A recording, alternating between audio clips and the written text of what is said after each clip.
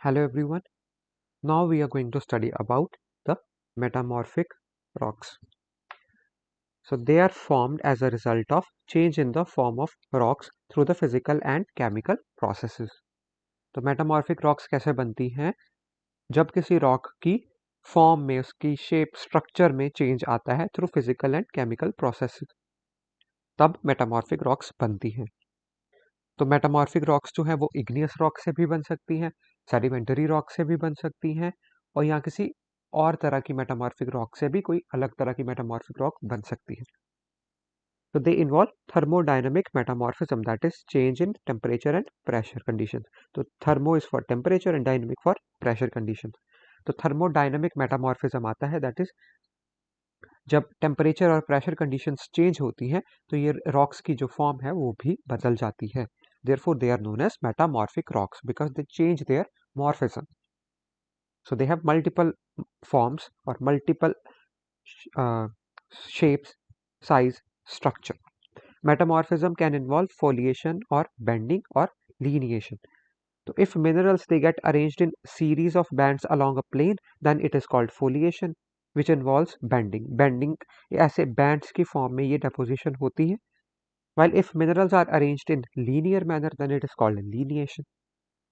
तो इसमें हम लोग देख सकते हैं कि यहाँ पे इस डायग्राम में फॉलिएशन देखने को मिल रही है, पर्टिकुलर बेंडिंग हो रही है. So that is very clearly visible यहाँ पे बैंड्स की फॉर्म में, जो कि एक दूसरे के पैरेलल हैं. तो बैंड्स की फॉर्म में यहाँ पे हमें स्ट्रक्चर दिख रहे हैं. तो this is foliation. While lineation में ऐसी कुछ लाइंस हैं लीनियर फॉर्मेट में which may not be properly parallel to each other, but ऐसे लीनियर लाइंस की फॉर्म में यहाँ पे दिखता है. तो that is lineation. So these are penetrative sets of more or less parallel lines, and these are foliation में there are also parallel lines, but ये एक ऐसे thicker band की form में दिखती हैं, while these are in the form of lines. more or less ये parallel ही होती हैं एक दूसरे की. These are the examples of metamorphic rocks. इनमें हमें ये देखिए layering and bending बहुत easily दिख रही है यहाँ पे. For example this rock. तो ऐसे जब फॉर एग्जांपल माउंटेन्स में हम लोग जाएं तो रिवर साइड पे जो रॉक्स मिलती हैं उनमें भी ऐसी काफ़ी सारी अलग अलग लाइंस होती हैं. तो these are all metamorphic rocks जहाँ पे ये काफ़ी अच्छे से फॉलिएशन और लीनिएशन देखने को मिल जाती है. Now are the properties of metamorphic rocks. They are usually hard, they have high specific gravity, they do not have voids or air spaces between them, they may be banded or linear. और इनकी examples क्या हैं? नीस, that is a metamorphic rock of granite, which is a igneous rock. Marble, that is a metamorphic rock of limestone, which is a sedimentary rock. Quartzite again is a metamorphic rock of sandstone, that is a sedimentary rock. Then diamond and graphite, they are a metamorphic rock of coal, which is again a sedimentary rock. Then slate, it is a metamorphic form of clay. Then schist, metamorphic rock of shale. तो जो अलग अलग examples हमें देखने को मिल रही हैं मेटामॉर्फिक रॉक्स की, for example gneiss, marble, quartzite, diamond, graphite, slate, schist etcetera. तो ये सारी जो हैं ये अलग अलग तरह की रॉक से, कुछ इग्नियस रॉक से बनी है, कुछ सेडिमेंट्री रॉक से बनी है, और इवन मेटामॉर्फिक रॉक से भी बन सकती हैं. So these are the examples. Then we come on to the economic importance of metamorphic rocks. These are found in Himalayas, Assam, West Bengal, Bihar, Odisha, Madhya Pradesh, Rajasthan etc. तो ये कहाँ पे यूज़ होती हैं? कंस्ट्रक्शन मटेरियल्स में, लाइक नीस यूज़ होती है, quartzite use होती है, slate, marble etcetera, these are all used in construction purposes. Then industrial use इनका कहाँ पे है? For example graphite is used for making pencil, quartzite is used for making glass. तो इस तरह से इनका इंडस्ट्रियल यूज़ भी है. Diamond is used for trade, jewelry, etc. Asbestos is used in fire resistant materials. Then butadiene like steatite is used in talcum powder. Garnet is used for making abrasives, etc. तो इस तरह से metamorphic rocks जो हैं वो काफ़ी जगह पे अलग अलग तरीके से यूज़ होती हैं. So this is all about the metamorphic rocks. Now we come on to another topic, that is rock cycle. तो रॉक साइकिल क्या है? It is the change of one type of rock into another type under different condition. तो जब एक तरह की rock दूसरी तरह की रॉक बन जाती है under different types of conditions, temperature pressure की अलग अलग कंडीशन की वजह से जब एक रॉक एक अलग तरह की रॉक में कन्वर्ट कर जाती है, तो that is called as rock cycle. It is the intimate relationship and mutual interdependence between the three types of rocks, that is igneous, sedimentary and metamorphic rocks। तो इनके बीच में एक क्लोज रिलेशनशिप है और म्यूचुअल इंटरडिपेंडेंस है in rocks के बीच में, जिससे ये एक दूसरे की फॉर्म कभी भी चेंज कर सकती है। कभी एक दूसरे में बन जाती है, फिर वो अलग तरीके से बन जाती है। तो इस तरह से अलग अलग तरह से डिफरेंट डिफरेंट रॉक्स बनती रहती है। Hence, the materials of lithosphere are constantly being formed and transformed into both physical and chemical composition. It has neither a beginning nor an end. तो जो लिथोस्फेयर के मटेरियल है उनसे अलग अलग तरह की रॉक्स कॉन्स्टेंटली बनती हैं, फिर उनका इरोजन होकर कुछ अलग तरह की रॉक बन जाती है। तो रॉक बनती है, किसी अलग फॉर्म में ट्रांसफॉर्म हो जाती है, फिर अगेन किसी अलग फॉर्म में ट्रांसफॉर्म हो जाती है। तो ऐसे ये चेंज होता ही रहता है। It has neither a beginning nor an end. ये कॉन्स्टेंटली ये प्रोसेस चलता ही रहता है। That is rock cycle. Now rock cycle है क्या, इसको देख लेते हैं हम लोग। तो for example extrusive igneous rock है अर्थ के सरफेस पे। जब उनकी अपलिफ्टमेंट हो गई तो वो उसको बोलते हैं आउटक्रॉप। दैट इज एक सपोज पहाड़ की तरह एक रॉक बन गई ना, उसकी रॉक की वेदरिंग एजेंट्स और इरोजन एजेंट से वेदरिंग हो गई, इरोजन हो गई, अल्टीमेटली उनकी ट्रांसपोर्टेशन एंड डेपोजिशन होगी, जो हमने पढ़े थे stages in the formation of sedimentary rocks. तो अल्टीमेटली ये सारा कुछ होके उनके सेडिमेंट्स बन गए। जब सेडिमेंट्स थे उनका बरियल हो गया, उनकी कॉम्पैक्शन हो गई, सीमेंटेशन हो गई, तो फाइनली सेडिमेंटरी रॉक्स बन गई। जब सेडिमेंटरी रॉक्स पे डीपर प्रेशर आया, वो और डीपर जाते गए, और ज़्यादा हीट हुई, और ज़्यादा टेम्परेचर और प्रेशर बढ़ा, तो अल्टीमेटली उन्होंने अपनी शेप चेंज करके, वो अपनी फॉर्म चेंज करके वो बन गए मेटामॉर्फिक रॉक्स। मेटामॉर्फिक रॉक्स की अगेन मेल्टिंग हो जाएगी, मैग्मा बन जाएगा। वो मैग्मा जब है अगर लिथोस्फेयर की लेयर्स के बीच में कूल करता है तो इंट्रूसिव इग्नियस रॉक्स बन जाएंगी। अगर वो वोल्केनो के थ्रू अर्थ के सरफेस पे आ जाता है और फिर रॉक बनती है तो then it is exclusive igneous rock. तो अल्टीमेटली ये साइकिल ऐसे ही चलता रहेगा। तो दिस वाज एक लीनियर फैशन में हमने बोला कि इग्नियस रॉक से सेडिमेंटरी रॉक्स बनी और देन मेटामॉर्फिक रॉक्स बनी। बट ऐसा जरूरी नहीं है कि ये ऐसे ही प्रोसेस चलेगा।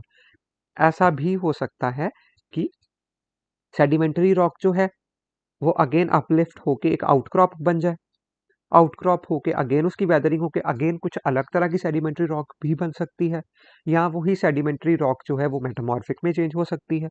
ऐसे ही मेटामॉर्फिक रॉक जो है वो एक मेटामॉर्फिक रॉक से बरियल होके किसी अलग तरह की मेटामॉर्फिक रॉक भी बन सकती है, या फिर उसकी आउटलिफ्ट अपलिफ्ट होके वो आउटक्रॉप बन सकती है, अगेन उसकी सेडिमेंट्री रॉक बन सकती है।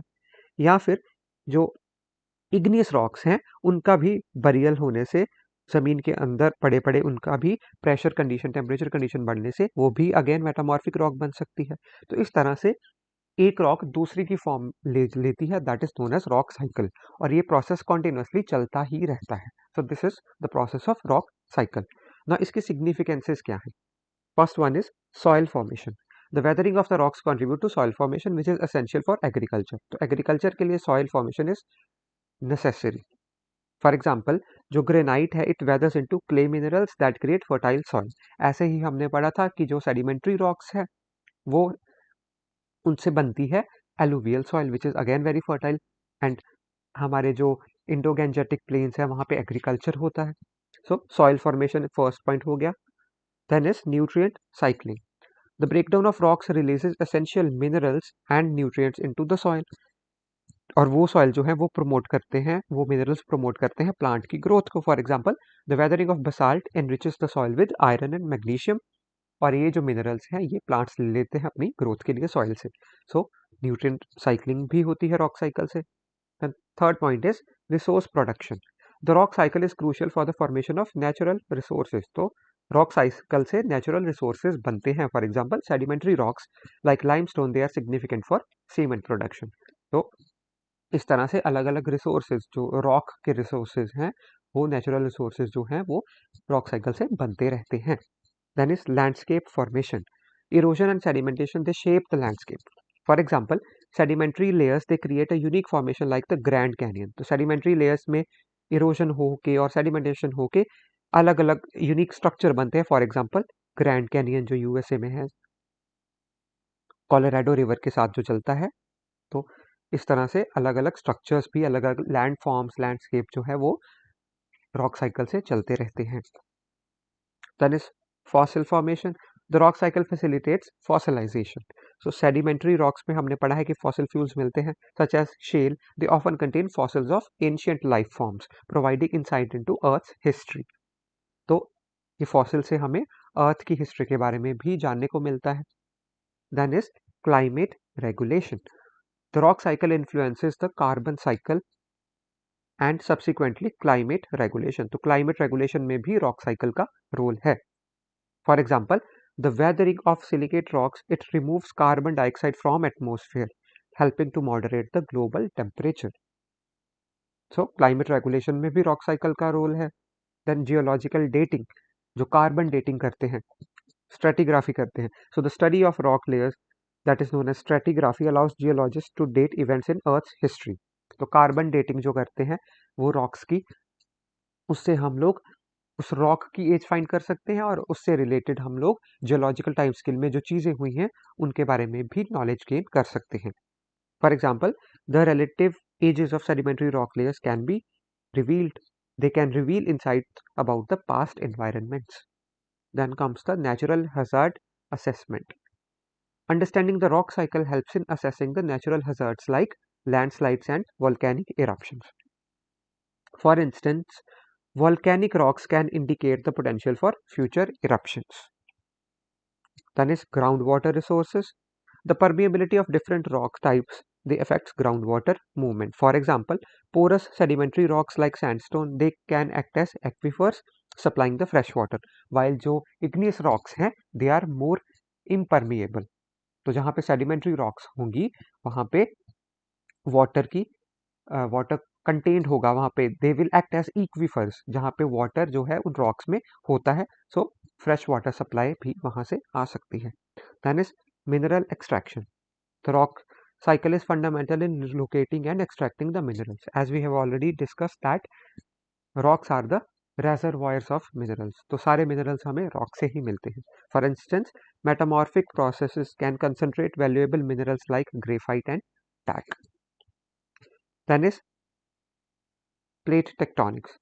The rock cycle is closely tied to the plate tectonics, which influence the formation of mountains and ocean basins. The collision of tectonic plates can create metamorphic rocks such as schist. तो tectonic plates के बारे में हम लोग आगे वाली classes में देखेंगे.